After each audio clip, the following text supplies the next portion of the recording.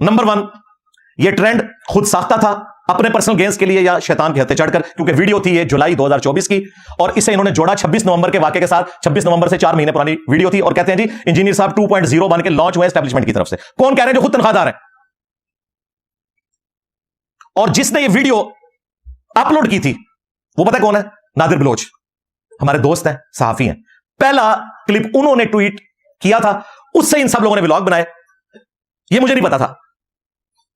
मैंने जब इमरान रियाज खान साहब से राब्ता किया तो उनके असिस्टेंट दोस्त जुनेद साहब जो है, जुनेद सलीम नहीं एक और जुनेद, मैंने कहा मुझे वो क्लिप चाहिए। उन्होंने ढूंढ के मुझे वो क्लिप भेजा। फिर मैंने कंफर्म किया वाकई लोगों ने उसी क्लिप को चला के व्लॉग। मैंने सीधा फोन खड़काया नादिर बलोच को। मैंने कहा नादिर भाई ये आपने क्या हरकत की है? कहते हैं इंजीनियर साहब मेरे पास वो आया था, मैंने चढ़ा दिया। मैंने कहा उसमें देखा आपने 6 कटिंग है, सिर्फ एक तरफ की बात बयान हुई है, दूसरी तरफ की हुई नहीं हुई। कहते हैं हाँ। तो मैंने कहा आपका दिमाग नहीं काम किया, आपके पास मेरा नंबर सेफ है, एक फोन कॉल पे मैं अवेलेबल था। कहते हैं इंजीनियर साहब मुझे माफ कर दें, माजरत, मैं पूरी वीडियो चढ़ाऊंगा और माजरत भी कर दूंगा। आजकल वो हम न्यूज में प्रोड्यूसर है। मैंने उनको ऑफर की कि आप आ जाएं अकेडमी। वैसे तो लोग हमसे पॉडकास्ट मांगते हैं तो हमने लाइन में लगाए हुए, आपको मैं दे दूंगा, आके आप हमारे साथ बैठ के मुझसे ये बात कर सकते हैं। कहते हैं इंजीनियर साहब मैंने वो पूरी वीडियो 1.5 घंटे की देख ली है, ये इस तरह नहीं था, ये आपके साथ ज्यादती हुई है, मैं माजरत करता हूं। नादिर बलोच ने तो मुझसे की है माजरत, कम से कम मेरी को 4 दफा उसके बाद उनसे बात हो चुकी है। इल्मी पॉइंट नंबर 2, पीटीआई के जो यूट्यूबर्स हैं या उनके सपोर्टर्स, उनका शिकवा जो मुझसे था कि मैंने खान साहब से मुतालिक जो चीजें थी उनके ऊपर बयान नहीं किया, वो भी अपनी मौत मर गया। जाएं यूट्यूब पे जाके लिखें, 9 मई के ऊपर मेरी वीडियो रिकॉर्ड है। एक नहीं, उस रात कोई वीडियो आ गई थी, लाखों लोग देख चुके थे। जनरल आसिम मुनीर की तस्वीर के साथ मैंने कहा था कि अगर तुम फैज हमीद को और बाजवा को सजा नहीं दे सकते तो पीटीआई वालों को अंदर ना करना। ये मैं बात कर रहा था। कहते हैं इंजीनियर साहब बदल गए। इंजीनियर साहब नहीं बदले, तुम लोग बदले हो। पहले मुतीउल्लाह जान को गालियां निकालते थे, अब कह रहे हो वो बड़ा अच्छा साफी है, आमिर मीर बड़ा अच्छा साफी है। हम तो शुरू से तारीफ कर रहे थे, 2016 से कर रहे थे, बाकी इल्मी खिलाफ अपनी जगह। 26 नवंबर उसके ऊपर जो नमाजी को इन्होंने फेंका, उसके ऊपर मैंने सख्त वीडियो रिकॉर्ड करवाई। अच्छा, एक नहीं कई वीडियोस हैं मिसिंग पर्संस के ऊपर, खान साहब पे कातलाना अटैक हुआ उसके ऊपर, 8 फरवरी के इलेक्शन के ऊपर मैंने कहा कि 2018 से ज्यादा मुतनाजा इलेक्शंस हैं 2024 के, और मैं क्या करूं? तनख्वाहें तुम लोगों ने खाई है, काम हमसे लेना चाहते हो। ये मैं पीटीआई के यूट्यूबर्स को कह रहा हूं, ना तुम्हारे लिए कभी काम किया है, ना उनके लिए कभी काम किया, ना आंदा करेंगे।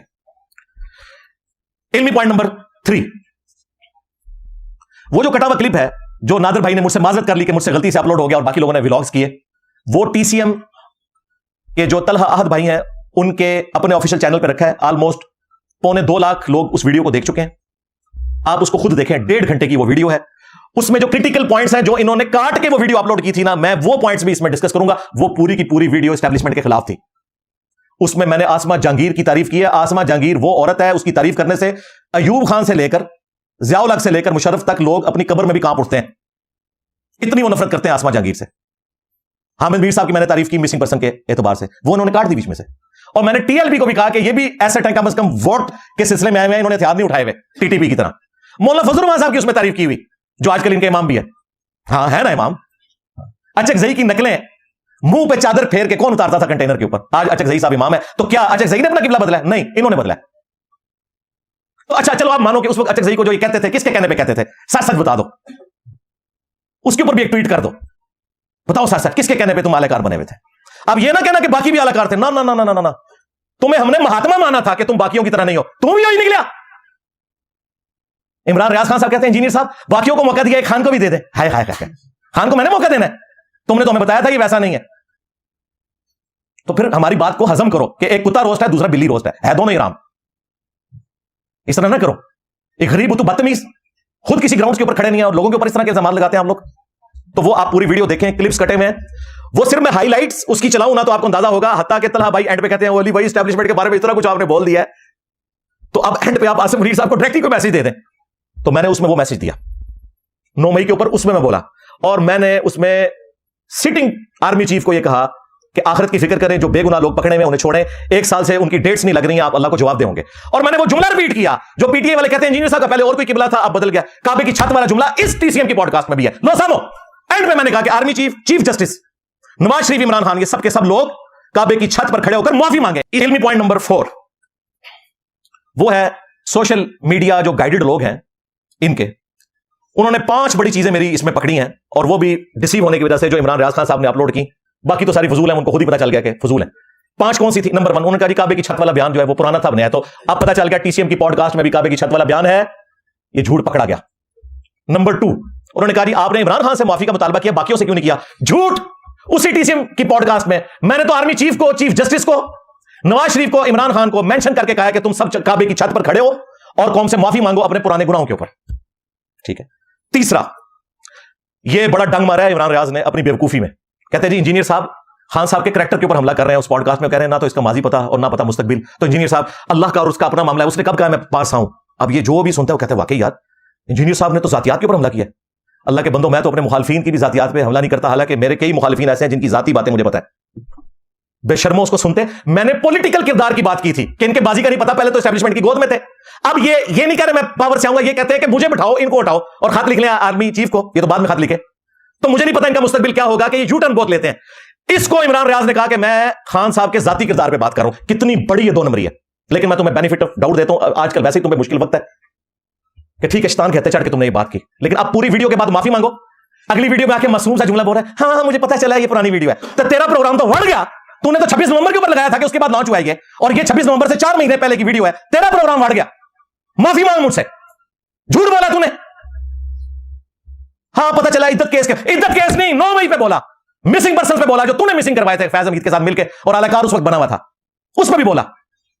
कातलाना हमले के ऊपर मेरी वीडियो आई, 8 फरवरी के इलेक्शंस के ऊपर आई, और जिन मौलवियों के तुम यूं यूं जाके हाथ चूमते हो ना, तारिक जमील के और बाकियों के, उन्होंने तो एक जुमला भी नहीं बोला।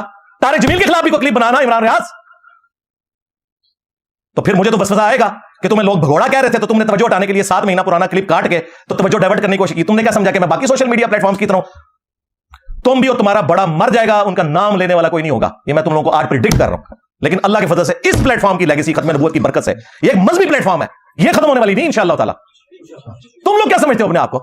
और हमारे जितने स्टूडेंट्स इनके हत्थे चढ़कर इस वीडियो के बाद भी आलाकार बन रहे हैं, तो मैं उनसे ऐलान बरात करूंगा अगर कोई है। वैसे तो ऐसे नहीं होंगे, अल्लाह का शुक्र है, लेकिन यह याद रखे कि मैं उन्हें क़यामत वाले दिन भी माफ नहीं करूंगा इस झूठ के ऊपर। और बाज तो ऐसे बेशरम होते हैं कट्टर किस्म के, पूरी बात सुन के भी उनका दिल नहीं मानता। और भाई दिल तो मेरा भी नहीं मानता था, बरेलवी गलत निकले। मैंने 2002 में गिलाफे काबा को पकड़ के दुआ की थी कि अल्लाह मुझे बरेलवी मारना। मेरी कभी ख्वाहिश नहीं थी कि मैं बरेलवी छोड़ता, लेकिन जब मुझे पता चल गया कि फ्रॉड है, तुम्हें पता चल गया कि फ्रॉड है, झूठ बोल रहा है ये, जितनी बातें इसने की। और चौथी बात, 3 तो मैंने आपको बता दी, इसमें चौथी बात इसने की डिजिटल दहशतगर्दी, ये टर्म वो उनकी यूज कर रहा है। तुम 5th जनरेशन वार की, फैज हमीद की जब टर्म यूज करते थे, तुम लोगों ने हजारों आईएसपीआर में बंदे भर्ती किए। उस वक्त कहते थे कि जी नून लीग को इंडिया वाले फंडिंग करते हैं। टीएलपी के बारे में हेडलाइन फवाद चौधरी की आई थी जियो पे 9 वाली कि जी पता चला है कि इतने लाख अकाउंट जो है वो इंडिया से टीएलपी को सपोर्ट कर रहे हैं, ये डिजिटल दहशतगर्द है, फौज के खिलाफ बोल रहे हैं। हालांकि उस वक्त टीएलपी के साथ ज्यादती भी हो रही थी, साद रिजवी को ना हक पकड़ा हुआ था और मैंने मुखालफत की थी। चले आज मैं आपको तीसरी बात बताऊं।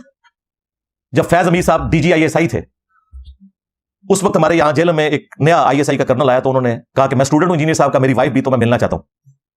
हमने मीटिंग रख ली, उसमें कोई पॉलिटिकल एजेंडा नहीं था, मिले वो इस जरिए से। ये खान साहब जब वजीर आजम थे उस दौर की बात करते करते मुझे कहते हैं वो कि इंजीनियर साहब ये टीएलपी के बारे में आपकी क्या राय है? हालांकि टीएलपी ने मेरे पे मर्डर अटेम्प्ट करवाए हुए थे, उस वक्त तक 2 मर्डर अटेम्प्ट तो हो चुके हुए थे, एक तो कंफर्म था, दूसरा मुझे याद नहीं कि हुआ था या नहीं हुआ था। मैंने कहा जी टीएलपी पे बंदी लगाना गलत है, साद रिजवी को छोड़ना चाहिए। कहते हैं आप बात कर रहे हैं? मैंने कहा बिल्कुल, पॉलिटिकल जमात है, आप आइन को नहीं तोड़ सकते। फिर मैंने कहा यार फैज हमीद साहब को कहना कि आपके भाई के बारे में बड़ी शिकायतें हैं कि वो जमीनों पे इस तरह कब्जे करता है, इस तरह फौज की बदनामी हो रही है, तो आप जरा अपने घर की भी सफाई करें।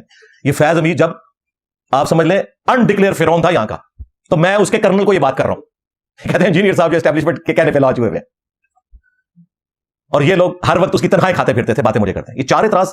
5वां उसने कहा कि जी इंजीनियर साहब जो है नून लीग की जुबान बोल रहे हैं, एस्टेब्लिशमेंट की जुबान बोल रहे हैं। ये 5वां। इसी के ऊपर मैंने अगला इल्मी पॉइंट अलग से डिस्कस करना है, इल्मी पॉइंट नंबर 5।